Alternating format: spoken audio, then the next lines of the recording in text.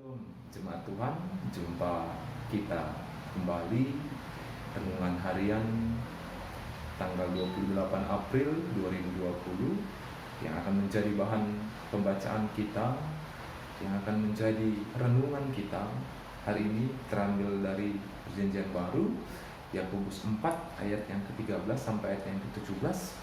Sebelum kita membaca dan merenungkan, mari kita bersatu dalam doa. Kita berdoa.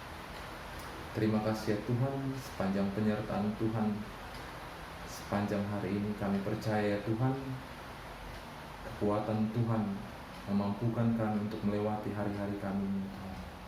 Saat ini kami datang ke hadirat Tuhan untuk membuka hati kami untuk mendengarkan firman. Mampukan kami untuk mendengarkan firman ini dan menggunakannya dalam kehidupan kami. Terima kasih ya Tuhan, bila kami anak-anak-Mu yang sudah siap mendengarkan firman. Dalam nama Yesus Kristus kami berdoa. Amin.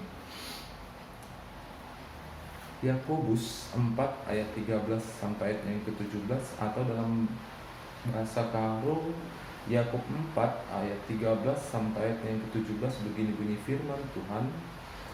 Pertenget gelah olah mengganjang rana, genduari begikenlah katangkuman bandu. Okam singataken sendang tak pagi berkat kami kukuta sileman. Ije kam ringan sada tahun dekahna, arbinaga datken untung simbelim. Situhuna kai si jadi ibas gelundu pagi pe laye tahdu. Kambali ras remang si kental sik mencalip. Jenari beneng. Harus namin ikatakan du adi bre Tuhan gelu dengakan. Jana ilakukan kami masih antas sienda. Tapi genduari meganjang ukurnu dengan meganjang kamerang. Kerina pengerangan si meganjang esal. Emakar dosa mekalak sila dalamkan si mahuli. Si metakai patut idalamkannya. Amin. Sampai sedemikian jauh pembacaan firman Tuhan yang dikatakan berbahagialah orang yang mendengarkannya dan melakukannya dalam kehidupannya sehari-hari. Shalom buat kita semua pertolongan di Tuhan. Jadi saat ini kita akan mau melihat pembacaan kita ini dan kita mau memahami tentang apa sebenarnya rencana Tuhan dan apa perbedaannya dengan rencana manusia. Kalau kita lihat di pembacaan kita ini, Yakobus atau dalam bahasa Karonya Yakub mau melihat bahwa ternyata ada orang-orang yang terkadang memaksakan kehendaknya, memaksakan keinginannya di dalam kehidupannya.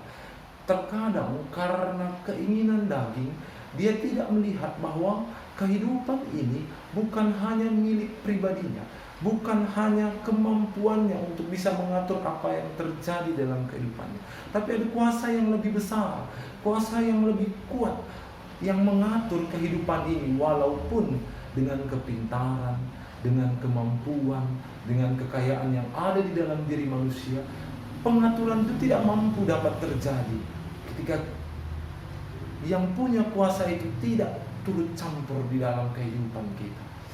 Jemaat yang sama dikasih oleh Tuhan kita Yesus Kristus, pembacaan kita ini berbicara tentang bagaimana rencana jemaat yang jadi tujuan surat Yakobus ini untuk pergi keluar atau pergi ke suatu daerah untuk mendapatkan untung.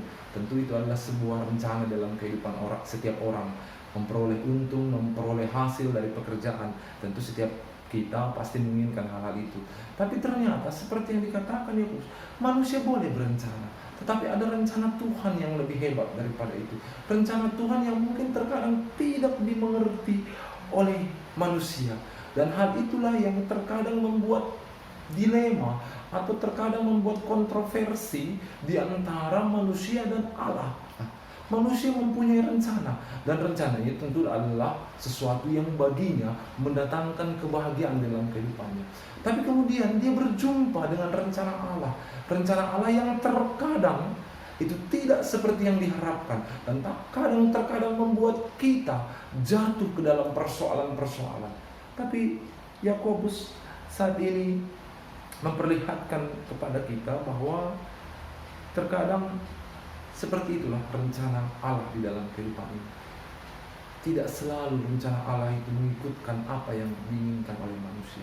Allah selalu mempunyai sebuah plan atau rencana yang indah, master plan di dalam kehidupan kita, sehingga dia mampu mengatur kita untuk sampai ke tujuan yang apa Allah inginkan di dalam kehidupan kita.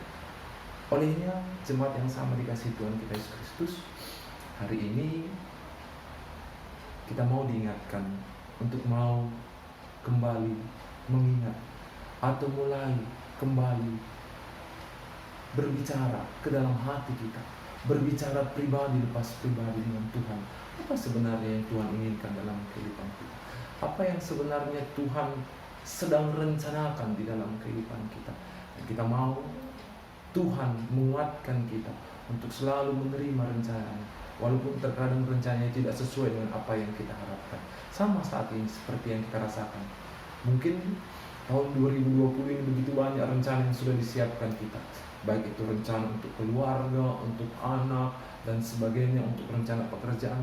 Tapi ketika ada persoalan ini, semua itu jadi mungkin sementara ini dipending dulu, karena Tuhan sedang bekerja, Tuhan sedang mempersiapkan waktu untuk kita. Olehnya, jemaat yang selalu dikasihi Tuhan, marilah kita tetap berpengharapan kepada Tuhan, yakin kepada Tuhan bahwa Tuhan punya rencana yang sudah siap di hadapan kita untuk membawa kita ke dalam kebahagiaan di dalam kehidupan ini. Terpujilah Tuhan, amin. Mari kita satu dalam doa. Terima kasih ya Tuhan atas firman yang Kau telah perdengarkan kepada kami.